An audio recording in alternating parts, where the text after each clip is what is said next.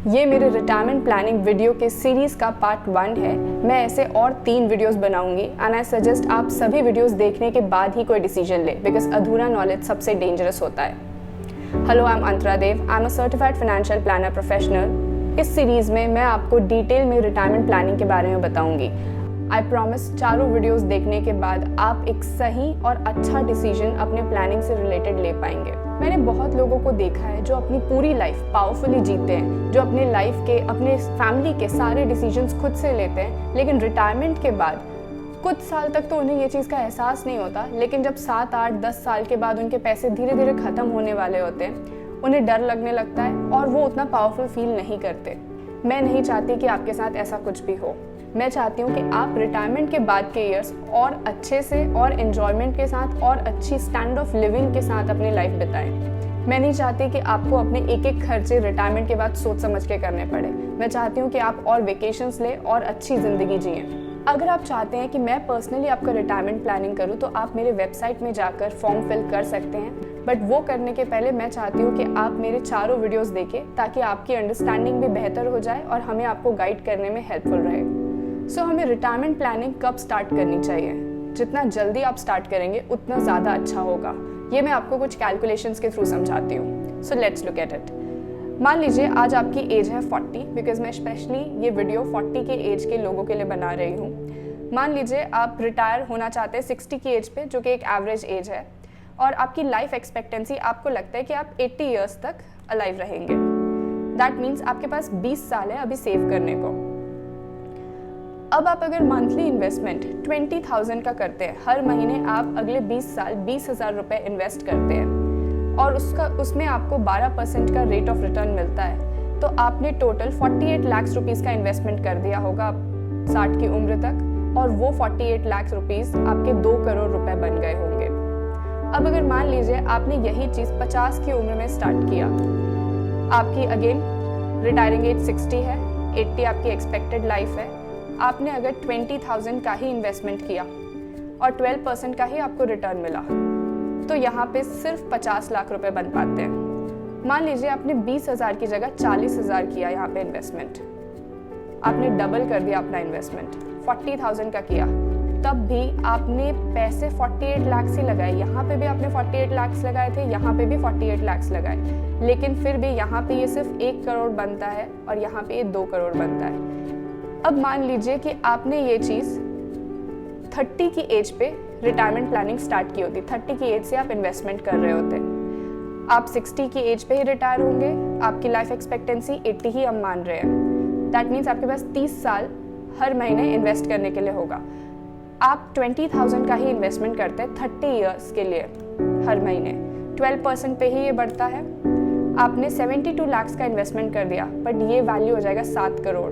That means यहाँ पे हमें एक्चुअली 20,000 करने की ज़रूरत नहीं है। मान लीजिए आप सिर्फ 10,000 करते हैं, तो भी ये 3 करोड़, 3.5 करोड़ का यहाँ पे इन्वेस्टमेंट साइज बन जाएगा आपका।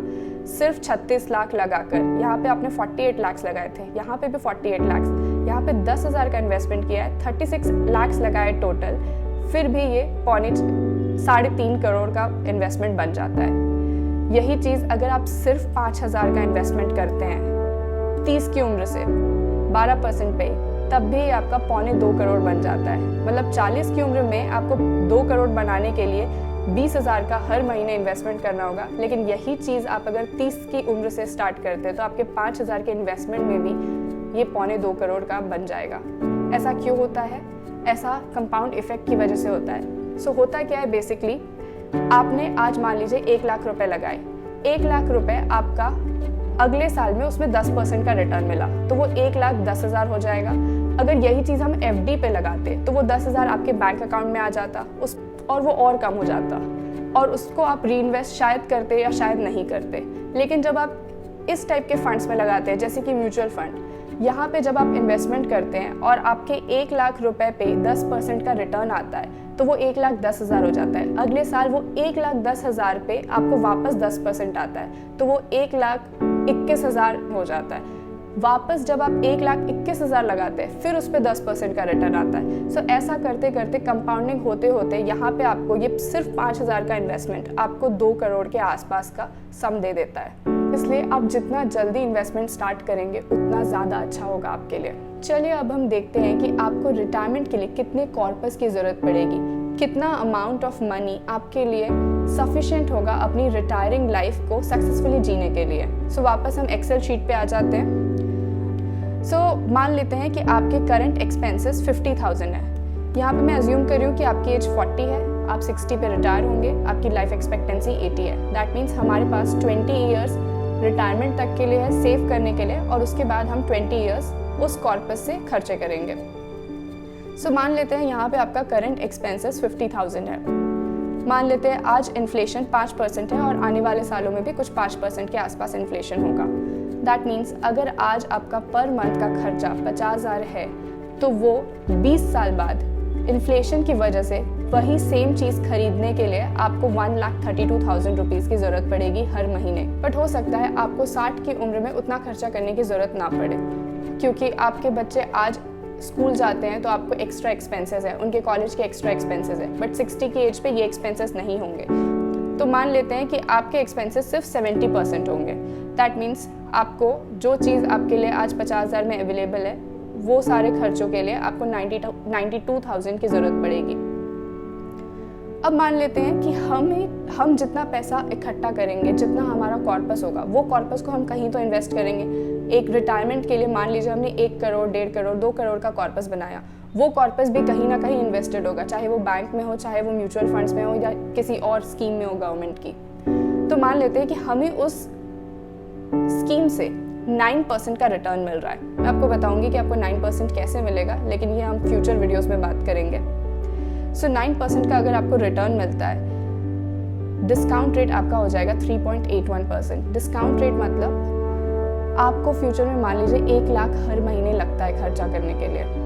आपके अगर वो 1 लाख पर मंथ के एक्सपेंसेस को आज हम उसको डिस्काउंट करें, मतलब आज अगर उस 1 लाख की हर महीने 1 लाख के खर्चे को 20 साल के खर्चे की वैल्यू आज अगर हम निकालें तो वो कितनी आएगी? तो ये हम 3.81 से निकालेंगे, बिकॉज 5% इन्फ्लेशन है, 9% से आपका पैसा ग्रो कर रहा है, तो वो वैल्यू आएगी आपकी 1.5 करोड़ के आसपास की। अब मान लेते हैं यही चीज़ आपका 1 लाख का खर्चा हो रहा है पर मंथ का, आपका 5% का इन्फ्लेशन है, आपको लिए वो 1 लाख रुपए की वैल्यू 2,65,000 हो जाएगी। यही चीज़ आपको सिर्फ 70% की ज़रूरत पड़ेगी, तो आपको फ्यूचर में 60 की एज पे आपका खर्चा 1,85,000 का होगा। अगर आज का वैल्यू आपके लिए 1 लाख है, अगर आज आपके एक्सपेंसेस 1 लाख रुपीज़ के हैं, तो फ्यूचर में ये 1,85,000 के आसपास होगा। अगेन हम मान लेते हैं कि हम कॉर्पस 9% पे इन्वेस्ट कर रहे हैं। दैट मीन्स आपका डिस्काउंट रेट 3.81 हो जाएगा। ये आप इग्नोर कर सकते हैं अगर आपको नहीं समझ आ रहा। आप बस इसे ऐसा समझ लीजिए कि 9% पे आपका कॉर्पस इन्वेस्ट हो रहा है, 5% से इन्फ्लेशन बढ़ेगा, तो आपका कॉर्पस, आपको ज़रूरत पड़ेगा 3 करोड़ के आसपास का रिटायरमेंट के लिए कॉर्पस जमा करना पड़ेगा। अगर 50,000 का खर्चा है तो 1.5 करोड़ के आसपास का कॉर्पस की रिक्वायरमेंट है आपकी। अगर 1 लाख का खर्चा है तो 3 करोड़ के आसपास की ज़रूरत है। अगर ये यहाँ पे 60% ही खर्चा लगेगा आपको, तो यहाँ पे 1 करोड़ 33 लाख की ज़रूरत पड़ेगी। अगर ये चीज़ आपके 50% के ही खर्चे की ज़रूरत पड़ेगी तो ये 1 करोड़ 11 लाख की ज़रूरत पड़ेगी आपको। ये शीट मैं वेबसाइट पे अपलोड कर दूंगी, सो आप मेरे वेबसाइट में जाकर ये एक्सेल शीट डाउनलोड कर सकते हैं और इसमें आप अपने खर्चों के हिसाब से, अपने एक्सपेक्टेशन के हिसाब से यहाँ पे फिगर्स डाल के देख लीजिए। आप देख लीजिए कि अगर मैं इस चीज़ को 7% पे इन्वेस्ट करूँगा तो मुझे कितना कॉर्पस ज़रूरत पड़ेगा। अगर मैं यही कॉर्पस को 12% में इन्वेस्ट करता हूँ तो मुझे कितने कॉर्पस की ज़रूरत पड़ेगी। या मेरे एक्सपेंसेस अगर आज 2 लाख रुपए है तो मुझे कितने कॉर्पस की ज़रूरत पड़ेगी। ये शीट अवेलेबल रहेगी ऑनलाइन, सो आप इसमें बिल्कुल एक्सपेरिमेंट करिए, बिल्कुल अपने हिसाब से अपना कॉर्पस निकालिए। आई नो ये अमाउंट देखकर आपको लग रहा होगा कि मैं इतने पैसे कैसे एक्यूमुलेट करूँगा। मैंने अभी तक कोई सेविंग स्टार्ट नहीं की है और मैं शायद इतना ज़्यादा सेव अभी ना कर पाऊँ, बिकॉज मेरे बच्चों का एजुकेशन चल रहा है, उसमें मेरे खर्चे हो जा रहे हैं। बट इसकी आप टेंशन मत लीजिए, मैं अगले वीडियो में आपको ये डिटेल में बताऊँगी और ये पॉसिबल है और ये आसान भी है, बस आपको कंसिस्टेंटली सेव करना है। ये वीडियो मेरे रिटायरमेंट प्लानिंग सीरीज़ का फर्स्ट पार्ट है, so second, third and fourth part ज़रूर देखें, उसके बाद ही आप कोई डिसीजन लें, बिकॉज आपको हाफ नॉलेज से डिसीजन नहीं लेना है, आपको पूरी अंडरस्टैंडिंग के बाद ही अपने रिटायरमेंट प्लानिंग को लेकर डिसीजन लेना है, बिकॉज ये आपकी लाइफ का एक बहुत मेजर फैक्टर है। रिटायरमेंट एक बहुत बड़ा पीरियड होता है, सो इसको लाइटली मत लीजिए, इस पर आप अच्छे से सोच समझ कर ही डिसीजन लीजिए। अगर आपको वीडियो अच्छा लगा तो इसे लाइक कर दीजिए और अपने फ्रेंड्स के साथ ज़रूर शेयर करिए। बहुत सारे लोगों ने अब तक रिटायरमेंट प्लानिंग स्टार्ट नहीं की है। दोस्त होने के नाते ये आपकी रिस्पॉन्सिबिलिटी बिल्कुल बनती है कि आपके दोस्त भी अच्छी रिटायरमेंट प्लानिंग करें। So do share this video. Thank you.